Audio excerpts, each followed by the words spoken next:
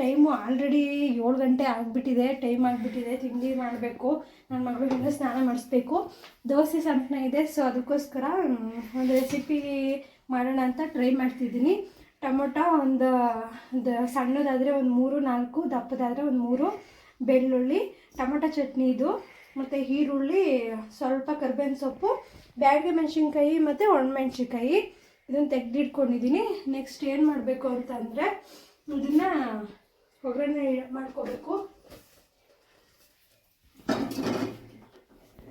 ಬೆಳ್ಳುಳ್ಳಿ ಒಗ್ಗರಣೆ ಹಾಕ್ಕೊಂಡೆ.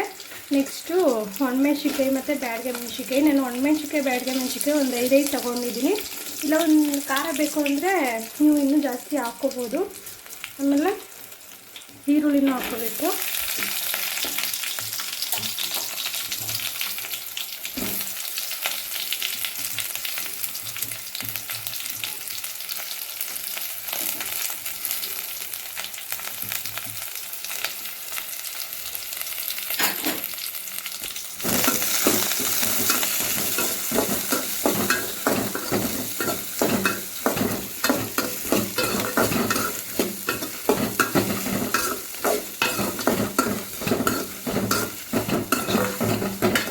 ಸ್ವಲ್ಪ ಈರುಳ್ಳಿ ಫ್ರೈ ಆಗಬೇಕು.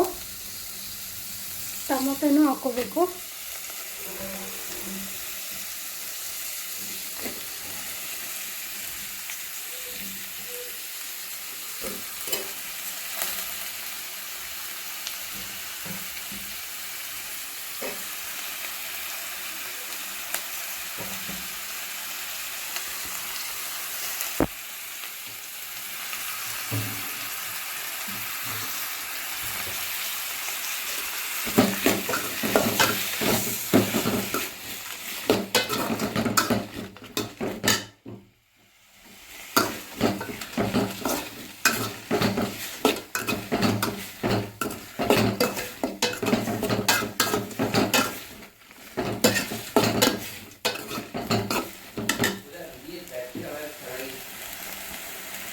ಸ್ವಲ್ಪ ಜೀರಿಗೆನೂ ಹಾಕೊಂಡ್ರೆ ಚೆನ್ನಾಗಿರುತ್ತೆ. ಜೀರ್ಣ ಶಕ್ತಿ ಮಾಡುತ್ತಲ್ಲ, ಅದಕ್ಕೋಸ್ಕರ ಸ್ವಲ್ಪ ಜೀರಿಗೆ ಹಾಕೋಬೇಕು. ಇದು ಸ್ವಲ್ಪ ಫ್ರೈ ಆಗಬೇಕು. ಒಗ್ಗರಣೆ ಆಗಿ ಇಟ್ಕೊಂಡಿದ್ದೀನಲ್ಲ ಅದನ್ನ ಗ್ರೈಂಡ್ ಮಾಡ್ಕೊತಿದ್ದೀನಿ. ನೀರು ಜಾಸ್ತಿ ಹಾಕೋಬಾರ್ದು. ಇದು ನಮ್ಮನೆ ಮೆಣಸಿನ್ಕಾಯಿ ಖಾರ ಆಗಿದೆ, ಅದಕ್ಕೋಸ್ಕರ ನಾನು ಒಂದು 4 ಬ್ಯಾಡಗೆ ಮೆಣಸಿನ್ಕಾಯಿ ಮತ್ತು ಒಣಮೆಣ್ಸಿನ್ಕಾಯಿನ ಹಾಕ್ಕೊಂಡಿದ್ದೀನಿ. ನಾನು ಇದೇ ಫಸ್ಟ್ ಮಾಡ್ತಿರೋದು. ನೋಡ್ತೀನಿ, ಚೆನ್ನಾಗಿದ್ರೆ ನಿಮಗೂ ಹೇಳ್ತೀನಿ ಚೆನ್ನಾಗಿದೆ ಅಂತ. ರಾಜುನ ಟೇಸ್ಟ್ ಮಾಡಿ ನೋಡ್ತಾರೆ. ಸಾಂಬಾರು ಸೊಪ್ಪು ಹಾಕ್ಕೊಂಡ್ರೆ ಟೇಸ್ಟ್ ಇರುತ್ತೆ, ಅದಕ್ಕೋಸ್ಕರ ಸಾಂಬಾರು ಸೊಪ್ಪು ಹಾಕೋತಿದ್ದೀನಿ. ನೆಕ್ಸ್ಟು ಸ್ವಲ್ಪ ನೀರು ಹಾಕ್ಕೋಬೇಕು, ಜಾಸ್ತಿ ನೀರು ಹಾಕ್ಕೋಬಾರ್ದು. ನೆಕ್ಸ್ಟು ಉಪ್ಪು ಹಾಕ್ಕೋಬೇಕು, ಸ್ವಲ್ಪ ಉಪ್ಪೆಳ್ಳ ಹಾಕ್ಕೋಬೇಕು.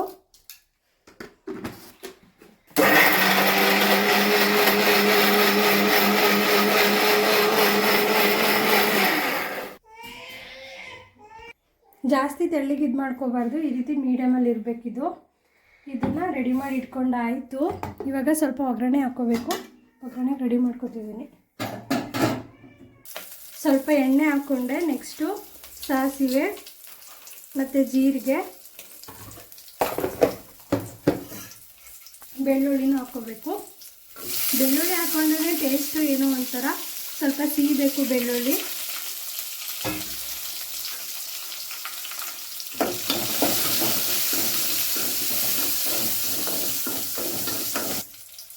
ಒಣಮೆಣ್ಸಿನ್ಕಾಯಿ ಒಂದು 2 ಹಾಕ್ಕೊಂಡಿದ್ದೀನಿ ಒಗ್ಗರಣೆಗೆ ಅಂತ.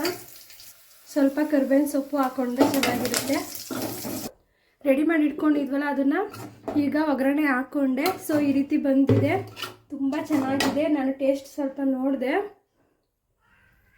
ತುಂಬ ಸಖತ್ತಾಗೈತೆ Raju. A few minutes later. Dosa ಚಟ್ನಿ ರೆಡಿ ಮಾಡಿದ್ದೀನಿ, ಇವಾಗ ರಾಜುಗೆ ಕೊಡ್ತಾ ಇರೋದೆ. ರಾಜು ತಗೊಳ್ಳಿ, ತಿಂಡಿ ತಿನ್ನಿ. ಟೇಸ್ಟ್ ಚೆನ್ನಾಗೈತಾ? ನಿಜ? ಸರಿ. ನಾನಿವಾಗ ಚಿತ್ರಾನ್ನ ಗೊಜ್ಜು ಮಾಡಿಕೊಡು ಅಂತಂದರು ರಾಜು ಅವರು. ನೈಟು ಅಲ್ಲಿ ಅನ್ನ ಕೊಡ್ತಾರಲ್ಲ, ಸಾಂಬಾರು ಕೊಡ್ತಾರೆ, ಚಿತ್ರಾನ್ನ ಗೊಜ್ಜು ಬೇಕಂತೆ. ಅದಕ್ಕೋಸ್ಕರ ಎಲ್ಲ ಕಟ್ ಮಾಡಿ ಇಟ್ಕೊಂಡಿದ್ದೀನಿ. ಇವಾಗ ರೆಡಿ ಮಾಡಬೇಕು ಚಿತ್ರಾನ್ನದ ಗೊಜ್ಜು. ಬಾಕ್ಸ್ಗೆ ಕಳಿಸ್ಬೇಕು.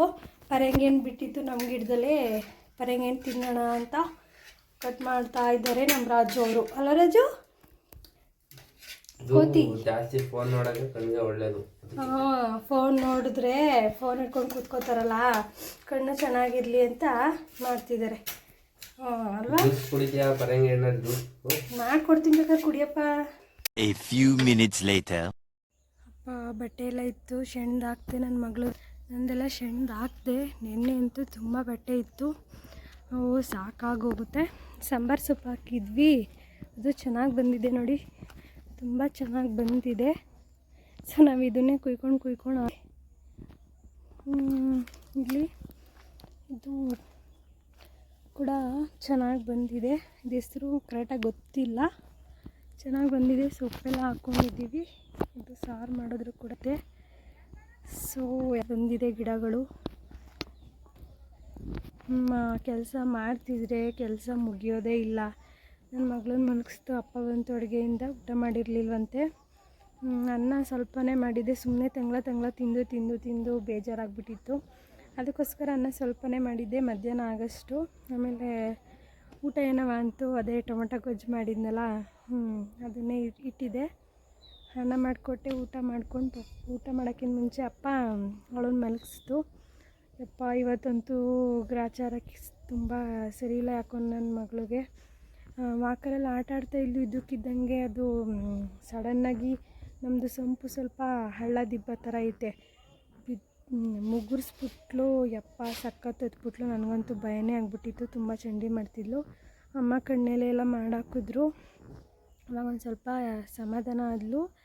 ಆಮೇಲೆ ಏನೇನೋ ಮಾಡ್ತಾರಲ್ಲ, ಹಿಡುಗ್ಲು ನಿಲ್ಸೋದು, ಕಣ್ಣೆಲೆ ಮಾಡೋದು, ಆ ಥರ ಎಲ್ಲ ಮಾಡಿದ್ರು. ಆಮೇಲೆ ಸುಮ್ಮನಾದ್ಲು.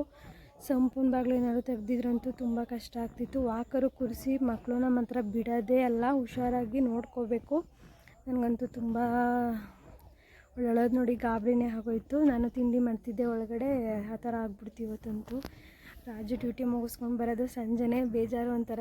ಮನೆ ತೆಗೆದ್ರೆ ಸುಮ್ಮನೆ ಕೀಟ್ಲೆ ಮಾಡ್ಕೊಂಡು ಕಚ್ಚಾಡ್ತಾ ಇರ್ತೀವಿ ಇಬ್ಬರೂ. ಆಲ್ರೆಡಿ ನಮ್ಮೂರಲ್ಲಿ ಭತ್ತ ಬಡಿತಿದ್ದಾರೆ. ನಮ್ಮಮ್ಮ ಹುಲ್ಲೆಷ್ಟು ಏನು ಅಂತ ಕೇಳಕ್ಕೆ ಹೋಗೈತೆ.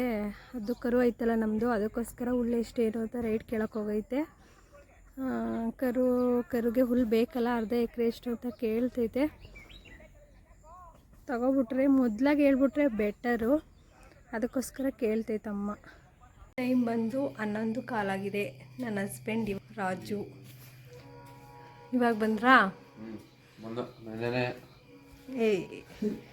ಟೈಮ್ ಆಲ್ರೆಡಿ 11 ಕಾಲು. ಟ್ರೈನ್ ಹೋಗ್ತಿದೆ, ಇದು ಯಾವುದು ಇಂಜಿನೋ ಇಲ್ಲ ಮಾಮೂಲಿ ಟ್ರೈನೋ ಗೊತ್ತಿಲ್ಲ. ಸೊ ಕಾಲು ತೊಳ್ಕೊತಾ ಇದ್ದಾರೆ ಇವಾಗ. ಮಲಗಿಬಿಟ್ಟಿದೆ ಮನೆ ಮುಂದೆನೇ. ಇವಾಗ ನನ್ನ ಮಗಳು ಮಲಗಿಸಿದ್ದೆ, ರಾಜು ಬಂತು ಅಷ್ಟರಲ್ಲಿ. ಇವಾಗ ಹಾಲು ಕಾಯಿಸ್ಕೊಡ್ಬೇಕು. ಬನ್ನಿರಿ, ಬಾಗ್ಲಕ್ಕೂ ಬನ್ನಿ, ಲೈಟ್ ಆಫ್ ಮಾಡಿ. ಬಂದ್ವಿ ಒಳಗಡೆ. ಇಲ್ಲಿ ಗಾಡಿ ಓಡಿಸ್ಕೊಬಂದ್ರೂ ಮಲ್ಕೊಳ್ಳೋಣ ಅನ್ನೋ ಜ್ಞಾನ ಇಲ್ಲ ನೋಡಿ. ಇವಾಗ ಫೋನ್ ನನ್ನ ಹತ್ರ ಇದೆ, ಅದಕ್ಕೋಸ್ಕರ ಸುಮ್ಮನೆ ಕೂತ್ಕೊಂಡು ಕುಡಿತಾ ಇರೋದು ಕಳ್ಳನ ಥರ. ಫೋನ್ ಇಟ್ಕೊಬಿಟ್ರೆ ಅದೊಂದು ಅರ್ಧ ಗಂಟೆ ಅಲ್ವಾ ರಾಜು? ಫೋನ್ ಇಲ್ಲದೆ ಊಟ ತಿಂಡಿ ಏನೂ ಸೇರೋದಿಲ್ಲ. ಅದಕ್ಕೂ ನನಗೆ ಸ್ವಲ್ಪ ಇಬ್ರಿಗೂ ಜಗಳ. ಫೋನ್ ನೋಡ್ತೀಯಲ್ಲ ಅಂತ ಜಗಳ ಇಬ್ರಿಗೂ.